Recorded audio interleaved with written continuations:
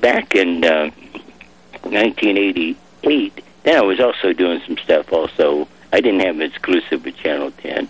I was also doing some stuff for 4 and some for 6, and we were working on different things. And we'd been a lot of radio stations, a lot of call-in shows, and Bill Van, the general manager of Channel 4, wrote me a letter after it was in the paper that I was going to be taking early retirement.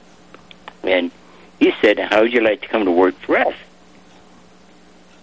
And I can remember back, and this is a kind of a story I really haven't told before. So I went in and talked to the news director and the general manager, and we arranged that we would do something on a per pop basis. And I can still remember, jokingly, they said, "Well, how much you want to get paid per pop?" And I told them my price.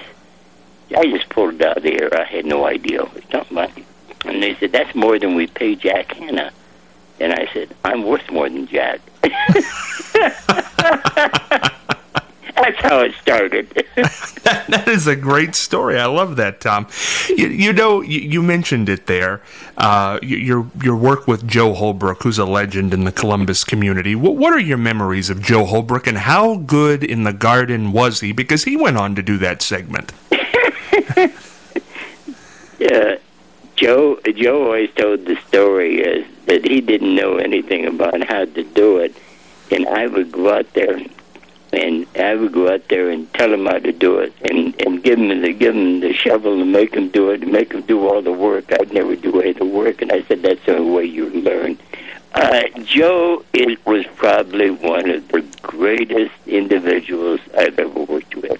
Joe, as you say, was a legend, but better than that, Joe is an ideal, perfect type of a person from the standpoint of interacting with people. And I learned a lot from him, from the mannerisms and from television, etc. He was a great person to work with. He did not know much about gardening. And then we did hook him up with someone when I started doing the Channel 4 one. But we had a lot of fun doing that one. And he did have some other help on that one, too. But Joe came out to be a pretty good gardener after all. But he was starting out.